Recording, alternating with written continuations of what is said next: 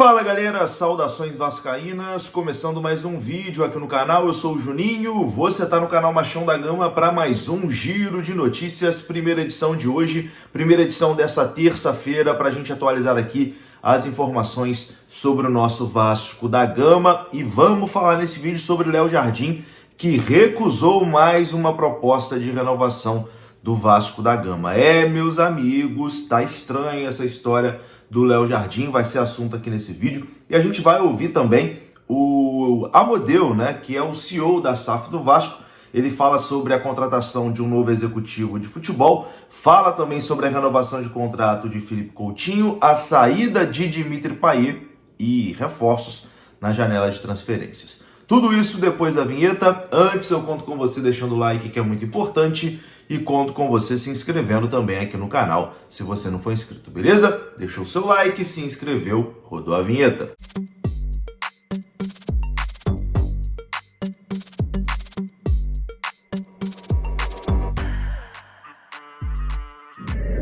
Bora lá então, meus amigos, começando aqui mais um vídeo e começo o vídeo falando da FUT Fanatics, que é a parceira aqui do canal Machão da Gama. O QR Code já tá na sua tela e é só você apontar a câmera do seu celular, você é direcionado ao site da FUT Fanatics e você tem 7% de desconto em todo o site utilizando o nosso cupom Machão da Gama. O cupom Machão da Gama te dá 7% em todo o site da FUT Fanatics. Estamos juntos? Chegando aí Dia dos Namorados, a chance aí de garantir, né, o presente da sua esposa, do seu namorado, enfim, com desconto é na FUT Fanatics, camisa do Vascão com o menor preço do mercado e o cupom Machão da Gama ainda te dá 7% de desconto.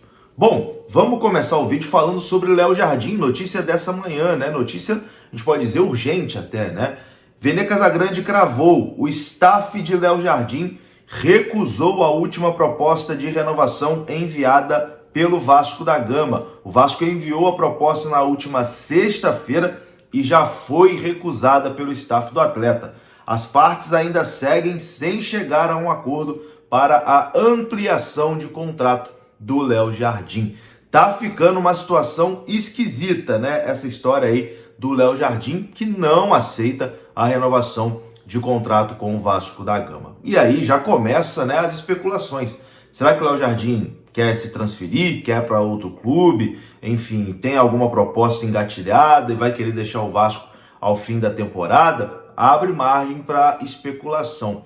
É claro que o Léo Jardim é um goleiro que tem mercado, né? E nesse momento, cara, a gente é vascaíno, a gente quer que ele fique, mas, sinceramente, pensando como o jogador, como o staff do jogador, será que para o staff do Léo Jardim, para o próprio Léo Jardim, é interessante continuar no Vasco? É interessante ficar num local que todo ano ele briga contra o rebaixamento, ficar num local que ele não tem perspectiva nenhuma de melhora, de disputar uma competição importante com chance de vencer? Será que, pensando com a cabeça do staff do atleta e com a cabeça do atleta, será que é interessante para ele continuar mais uma, duas, três temporadas nesse ciclo sem fim que é o Vasco da Gama, nesse looping sem fim que todo ano é brigar contra o rebaixamento?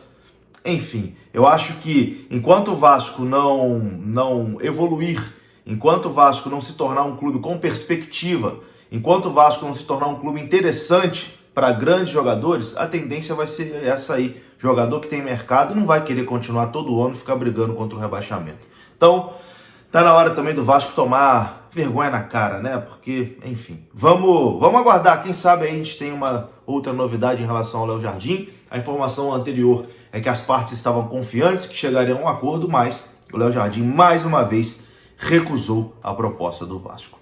Agora vamos escutar aqui o CEO da Vasco SAF, Carlos Amodeu, que ontem, após o sorteio da Copa do Brasil, falou com a imprensa. Primeiro, Amodeu fala sobre o novo executivo de futebol do Vasco, né? Ele está acumulando funções, o Amodeu.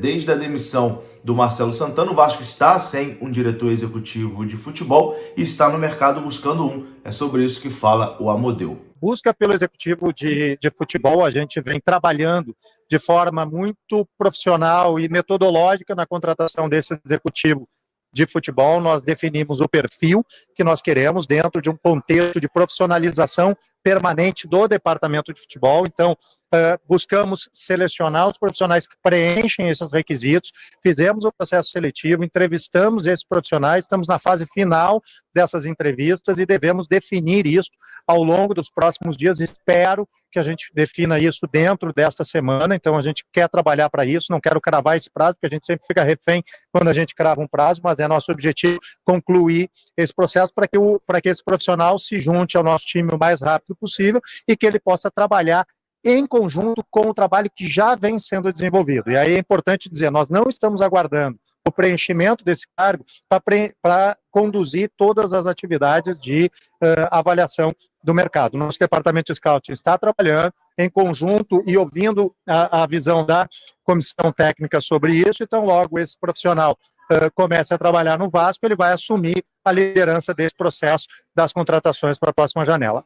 Essa janela do dia 2 ao dia 10, ela é uma janela muito específica para a Copa do Mundo de Clubes, até porque nós vamos ter, primeiro, uma parada de folga dos atletas durante 10 dias a partir do dia 12 desse mês. Os atletas vão se reapresentar no dia 21, 22 de junho, então é fundamental que esse processo de contratações ele aconteça para quando os atletas forem se reapresentar, de forma que os atletas que eventualmente forem contratados já estejam disponíveis da comissão técnica na reapresentação, lá no dia 22, 21, 22 de junho, e que possam então ser registrados para fins de condições de jogo no dia 10 de julho para jogar no dia 12 ou 13 contra o Botafogo, assim que for definido o calendário.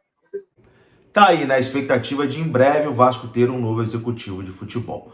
Para encerrar, Carlos Amodeu também fala sobre a renovação de contrato de Felipe Coutinho, confirma que Dimitri Payet deve ter o seu contrato rescindido, o Vasco está buscando a rescisão de contrato de Dimitri Payet e também fala sobre reforços, mas sem dar muita expectativa para o torcedor. E sobre o Payet, como eu já disse anteriormente, nós já estamos em contato com os seus representantes com o objetivo de nós negociarmos um término antecipado do contrato do Payet. O contrato dele vence no dia 31 de 7. Ele, nesse momento, está liberado, está lá na França, a pedido do próprio atleta, deverá retornar para o Brasil nos próximos dias, mas nós queremos aí 30 dias sem competições e depois mais 15 dias até vencer o contrato dele. Então, nos parece absolutamente razoável que a gente negocie com o staff do atleta um término antecipado do seu contrato, de forma acordada, de forma ajustada entre as partes, por todo o respeito que nós temos por este atleta, não só no mercado mundial, mas também pela sua passagem aqui no Vasco. Com relação ao Felipe Coutinho,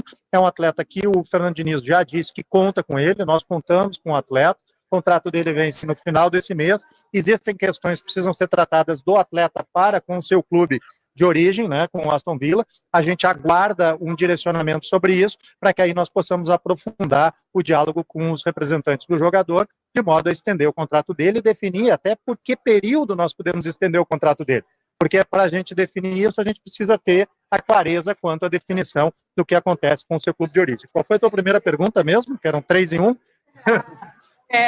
O que o Diniz pediu, né, de fato, assim, em termos de contratações para o restante do ano? A gente já tem um trabalho conjunto que tem sido feito pela comissão técnica, com a gestão técnica, com a área de scouting, onde o perfil de atletas e as posições que a gente necessita já estão definidas. O trabalho tem sido realizado, está sendo mapeado todo o mercado para isso, né? Então nós já temos um outro diálogo, uma outra consulta sendo realizada, né, para que a gente possa, no momento oportuno, aprofundar essas negociações e chegar, quem sabe, a conclusões positivas, reforçando o nosso elenco para a segunda parte da temporada. Agora, é importante dizer, a gente precisa ser transparente com o torcedor do Vasco, que o clube vive esse momento um processo de recuperação judicial. A gente já falou todas as circunstâncias que nos trouxeram até aqui, todos os eventos que aconteceram ali atrás, que fizeram com que a gente esteja nessa situação econômica bastante sensível, né? É importante dizer, todos os nossos compromissos correntes estão sendo pagos rigorosamente em dia, então nós estamos